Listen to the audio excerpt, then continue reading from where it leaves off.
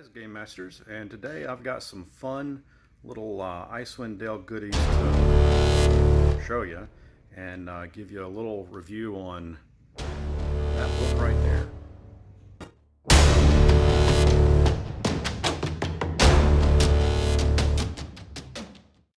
We have this Icewind Dale Rime of the Frostmaiden. Small little book, but actually it's just a bunch of graph paper. Always going to be handy for any role-playing campaign that you're running through. Has the artwork on the front, just a very plain book of graph paper. Next up is the Icewind Dale Rime of the Frostmaiden dice and miscellany. This is premium dice. You've got your D20s, your D6s, D12s, D4s, you know, all of your standard dice. But what's also cool in here is you also have, there's a fold-out map of the Icewind Dale.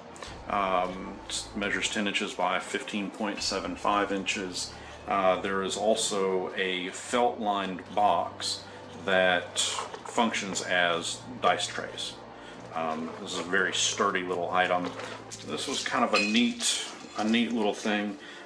This is just a dice bag, but it's a very pearl-esque dice bag, and yes, there are dice in it.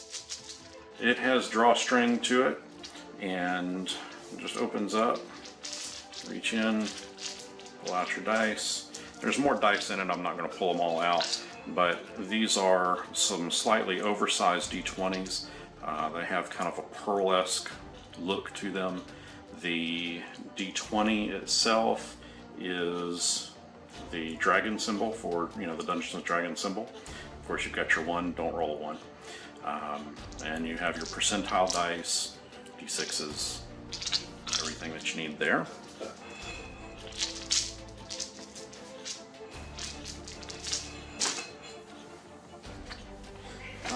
We also have some of those. I don't use these, but I've seen a lot of people put these on the back of their phones. I guess they're little, what they call pops for the back of your phone, just to hold the phone so that you can do your selfies and all that stuff. Neat little swag. It's just the D&D logo.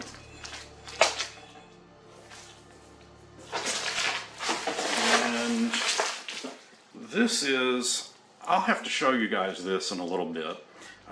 This is a massive, it seems like it's a scarf, but again, I'll have to show you this when I can really pull this out of the frame and give you a much larger shot of what this actually looks like. This is a large scarf.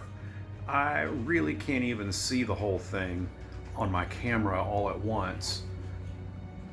It measures, gosh, about 28 inches by about 6 feet. Yes, 6 feet. Now, what everybody's been actually looking for. Icewind Dale, Rime of the Frostmaiden. This is the book itself, and there are 2 different versions of it. Let's see if we can get that better in the shot there. So there's two different versions of that book. That is the regular retail, and then there's also the collector's edition. We have both. So what I'm going to do is kind of jump into a bit more detail of the book. They're identical, just the covers are different, and this of course has that nice shiny pearl-esque tone to it. Just looks really cool. With the book itself, what I want to do is go through and point out a couple of the neat things that are in it, stuff that you can use to add to your campaign, and exploration of what the book itself is and exactly what Icewind Dale Rime of the Frostmaiden is. It's been a while since I've done a review from the car. I like it because it's kind of quiet, so let's hope that my voice can be heard, and we're going to review the Icewind Dale Rime of the Frostmaiden book. The book itself, of course, you guys also saw the collector's edition, and it has a real nice textile texture to it. This one has that same slick, and then has a nice little feel to it back here on the back. Binding is great. I can't say anything bad about the book itself. It's has a real good feel to the book. It's just your, I mean, it's a book for D&D. What's inside of it, however, is what's really, really interesting. The back of the book, immediately here on the last few pages, is a fold-out map. I don't know what the exact size of the map is. I'm not going to take the map out and show you guys, because guess what? We're giving this book away. I'll tell you a little bit more of the specifics of that later in the video, but this is going to be a giveaway to one lucky viewer or visitor to my site or social media. Again, details to follow. What I do want to read for you real quick, however, is, oh, hey, look. There's old Bitey. Always wondered what happened to that one. I do want to read to you real quick the disclaimer.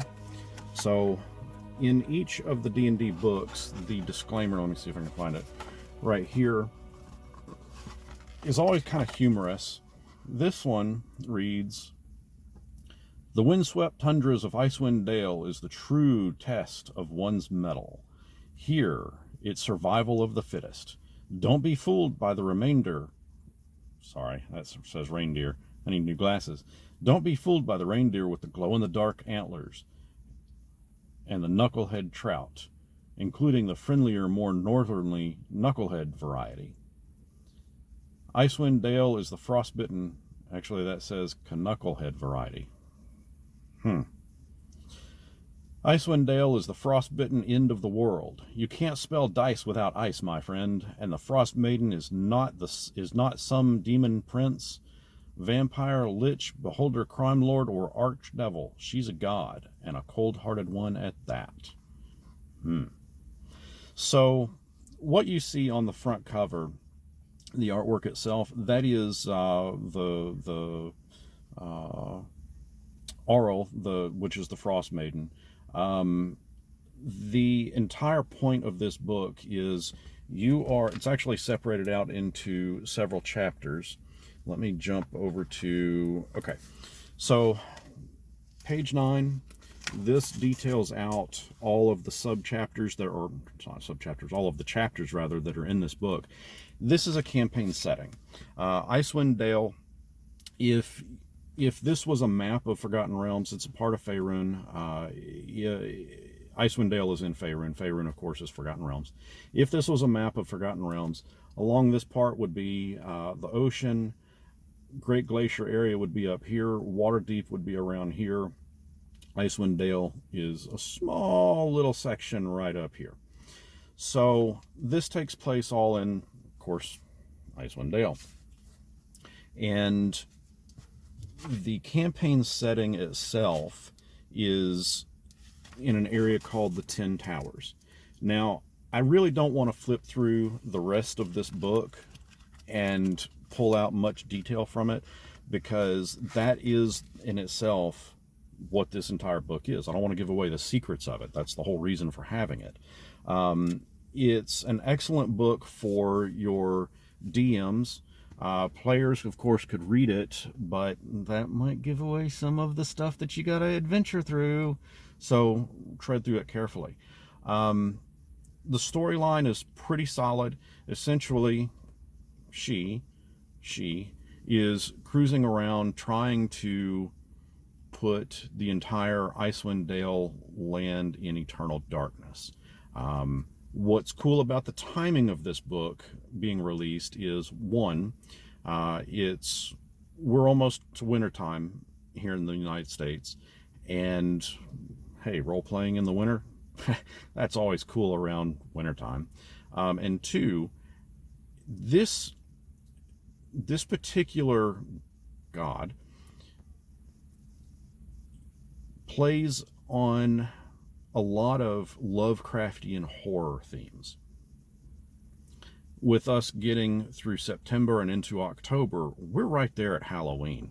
And that is what's going to make this an excellent campaign to run from, well, when this is released in the end of September, I think September 29th, to go from the Halloween season through even through February, March, depending on how cold it is where you're at.